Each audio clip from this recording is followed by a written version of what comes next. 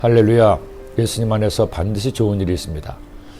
이순신 장군은 조선이 일본의 침략으로 나라가 풍전등화 위기에 몰렸을 때 바다에서 왜군을 물리침으로 나라를 지킨 구구의 영웅입니다. 더구나 그는 어쩌다 승리한 것이 아니라 전쟁이 일어나기 전에 전쟁이 일어날 것을 대비해서 유비무환의 정신으로 거북선, 각종 화포, 군대 조련을 이루기까지 최선을 다했기에 전무후무한 승리를 이끌어냈습니다. 그가 얼마나 많은 전투에서 승리했는가에 대해서는 논란의 여지가 있습니다. 가장 유력한 정과는 23전 23승이었다는 겁니다. 23번의 전투에서 23번을 못 이겼다는 것이죠. 한편 해군사관학교의 한 교수는 난중일기, 선조실록 등 여러 자료를 연구한 결과 45전 40승 5무라고 주장했습니다. 한 지점에서의 전투에서도 몇 번의 해전으로 나눈 결과 이런 차이가 발생한다는 겁니다. 그러나 23전 23승이든 45전 40승 5무이든 중요한 것은 한 번도 패하지 않았다는 겁니다. 생사를 알 수 없고 승리와 패배가 오락가락하는 전쟁에서 결코 이룰 수 없는 불가능한 승리를 거둔 겁니다. 그런데 그런 승전보를 올린 사람이 또 한 명 있습니다. 바로 다윗이죠. 성경에 나오는 다윗의 전투 과정을 보면 다윗 역시 한 번의 패배의 기록이 없습니다. 다윗이 참전한 전쟁은 반드시 항상 이겼습니다. 오늘 말씀은 다윗의 승전의 구체적인 결과를 보여줍니다. 이스라엘 백성이 가나안에 정착한 이래 그들을 끊임없이 괴롭혔던 많은 나라가 다윗에 의해 처참하게 무너집니다. 제일 먼저 블레셋, 모압, 암몬, 아말렉, 아람, 에돔 등 사사시대 내내 이스라엘을 힘들게 했던 나라들과의 전쟁에 승리함으로 하나님께서 모세와 여호수아에게 말씀하신 가나안 땅의 대부분을 얻게 됩니다.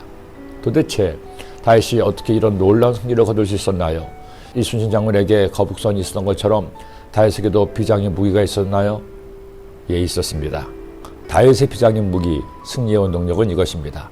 다음의 세기에 아람 사람들이 소바왕 하닷에스를 도우러 온지라 다윗이 아람 사람 22,000명을 죽이고 다윗이 다메섹 아람의 수비대를 두매 아람 사람이 다윗의 종이 되어 조공을 바치니라. 다윗이 어디로 가든지 야훼께서 이기게 하시니라. 다윗의 비장의 무기는 승리의 원동력은 야훼 하나님이었습니다. 그러게 그는 전쟁에서 승리하고 얻은 많은 것들을 하나님께 바쳤습니다.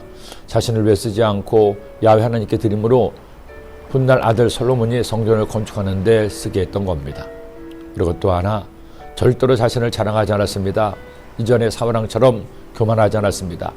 모든 승리는 하나님의 거두게 하신 것임을 깨닫고 고백하고 하나님께 영광을 돌린 겁니다. 여러분, 사는 것이 만만하지가 않죠.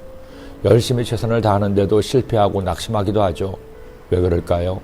아직 하나님의 축복의 때가 되지 않았기 때문입니다.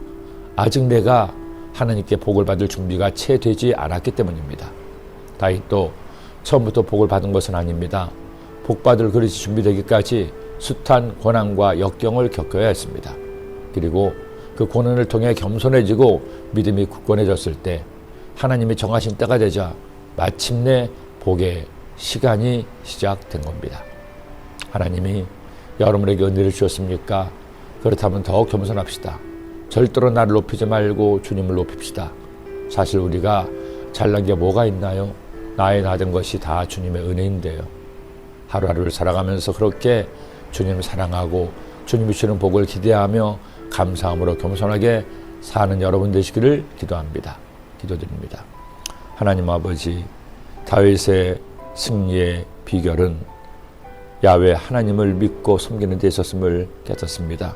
우리도 인생의 거친 쇠파를 헤쳐나가며 살아갈 때 나 혼자 싸우려고 하지 말고 하나님의 능력을 힘입어 하나님의 은혜를 구하며 살아 주님과 함께 승리하는 복된 삶 살게 하여 주옵소서.